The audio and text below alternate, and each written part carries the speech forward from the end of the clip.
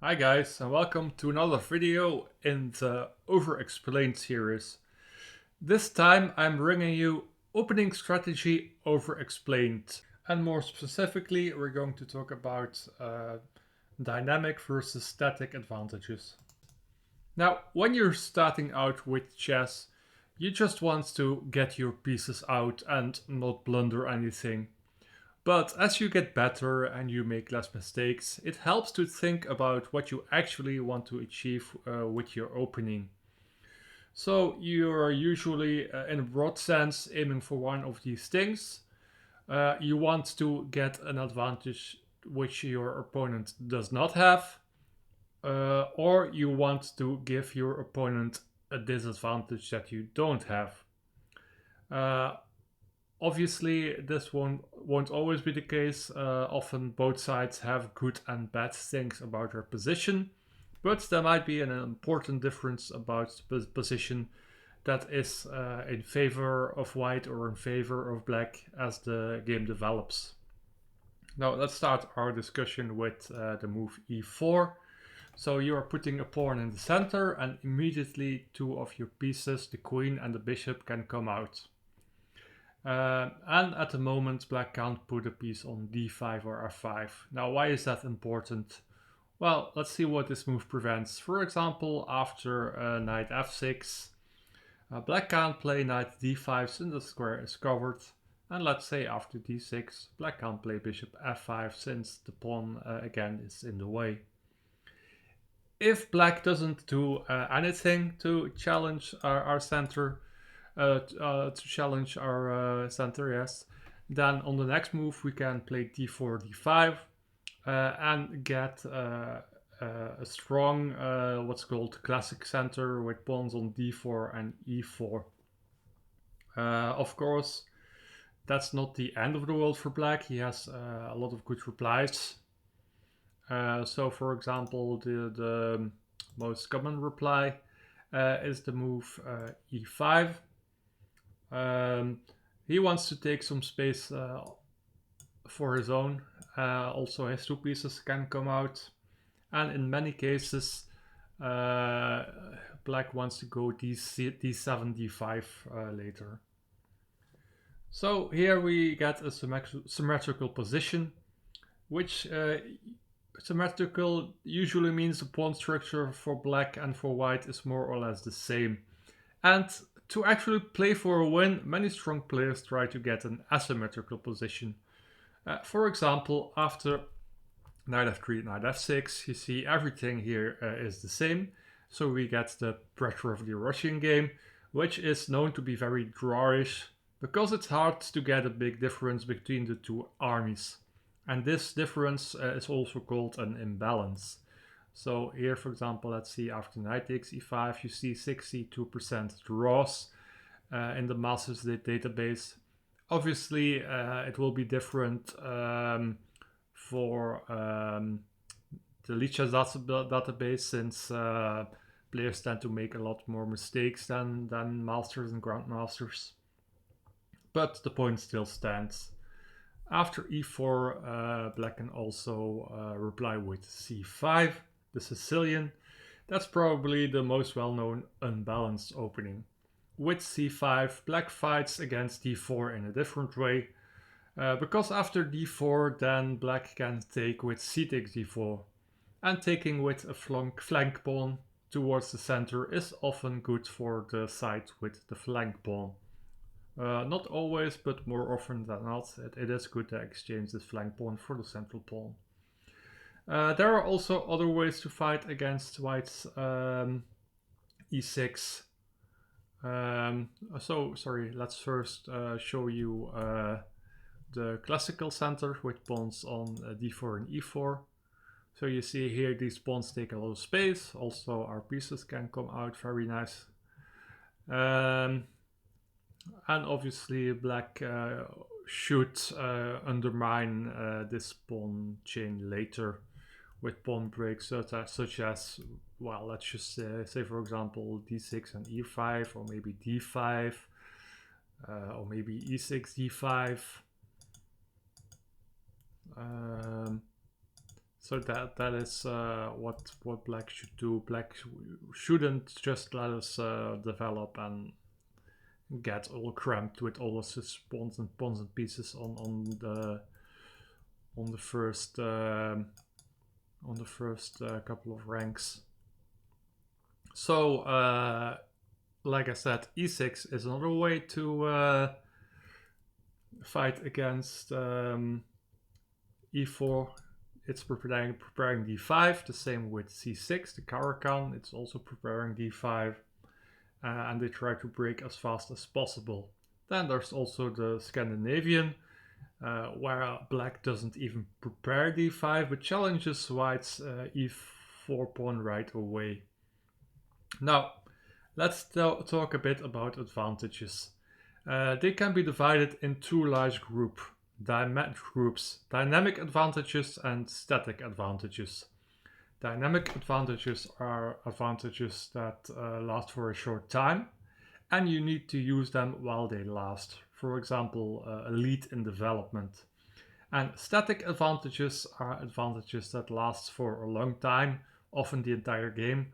For example, the bishop pair in an open position. These bishops can be very strong in these types of positions, and the side with the bishop pair will keep it unless one of the bishops is traded off. Also, for example, double pawns, that's another static advantage which can last for the entire game, and which, for example, is one of the tries against the knight c6 Sicilian with the and let's just play a bad move here for black. This move is not so good because white is trying to capture on c6 anyway. And now, for example, white can try playing against the c5 pawn with moves like b3, knight c3 here, and bishop a3. Maybe block the pawn with c4. This bishop could maybe also come out via e3. So you see, these pawns here are a static advantage white has. In return, black has the bishop pair. So one strategy he could try is to open up the position as quickly as possible to make use of his bishops. So let's go back to the Scandinavian and let's talk about elite and development. So after queen takes d5, white can play knight c3, gaining time here on the queen. A move which gains time is called a tempo.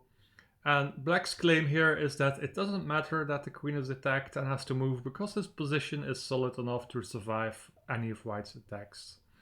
Now let's see a line with queen e6, not the best. Black loses even more time. And here obviously white wants to block with the bishop. So when you are ahead in development, it usually doesn't make too much sense to exchange your strongest attacking piece, which is the queen. After bishop e2, many times the point by black is to go queen g6 and attack the g2 pawn. And now it's very important to realize something. Black here hasn't developed a single piece yet. He only moved with the queen, whereas white has a couple of pieces out already. You might claim, well, that this piece isn't developed the very best, but okay. And also after queen takes g2, it's important to realize that white can win even more time. So if white doesn't make use of his lead in development right now, then the advantage will slowly decrease.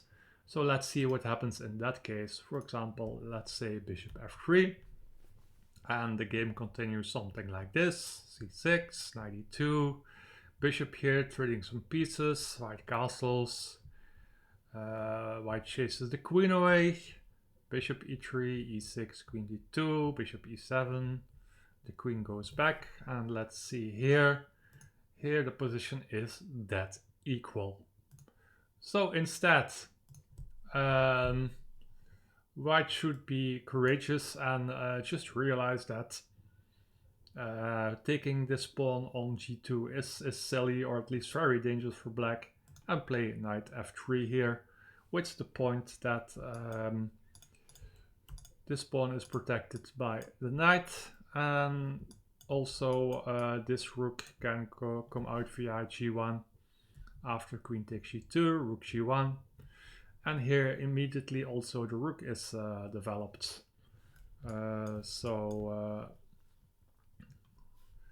Let's see, let's say d4, also developing the bishop. Maybe bringing the queen out quickly, castling along. After c6, white prevents any knight b5 jumps with a fork on c7. Rook g3, chasing the queen, and after queen d7. Here already knight e5, winning more time. Queen c7, bishop f4. There's a tactical threat of knight g6. The knight is protecting the bishop, and the rook is attacked. So black tries to solve his problems with knight d7. And notice again, these pieces are extremely passive, extremely cramped, while we have a super knight here, a super active bishop. This knight is a bit restricted by this pawn at the moment, but it could maybe jump in later, like this, for example. But even here, white can still play knight g6. e5 is more or less forced. And after knight takes e5, there's again this discovered threat with knight g6 or even knight e3. So black takes, and after bishop takes e5, queen a5, d5, opening even more lines, and let's say something like bishop b5, bishop d7. And now the result of the opening play is that white has 3 pieces developed. Black's king is in the center. None of these pieces are developed, and white can just go, let's say, queen a5, and after bishop d6,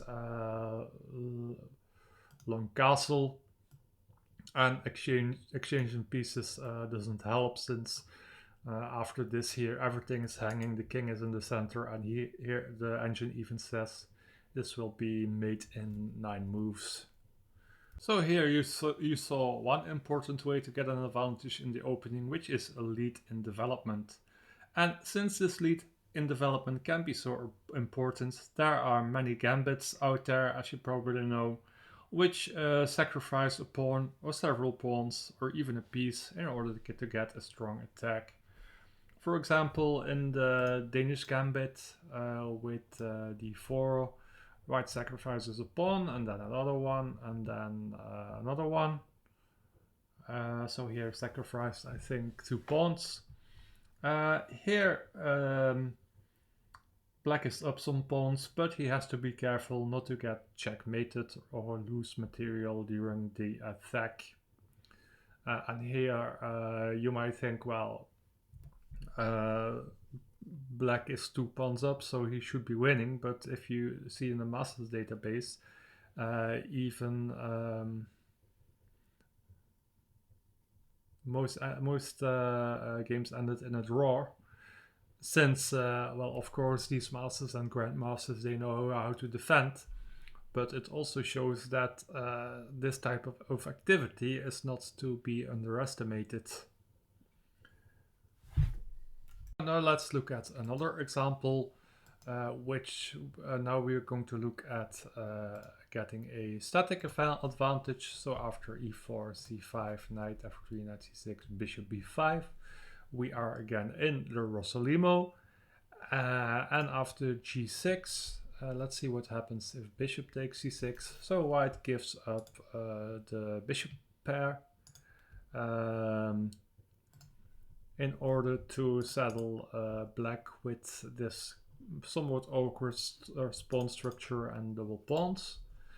So let's say castles, bishop e7, rook e1, e6, e5. And the point of e5 is first of all to restrict this square and maybe restrict this bishop also. But also if black ever goes d6, white can take e takes e6, and then black remains with these two isolated double pawns here. So knight e7, d3, d5 here. Now happens exactly what I've been talking about. E takes e6, queen takes e6. Now, as you can see, black has the bishop pair, but also he has these weak isolated c-pawns, which white can attack.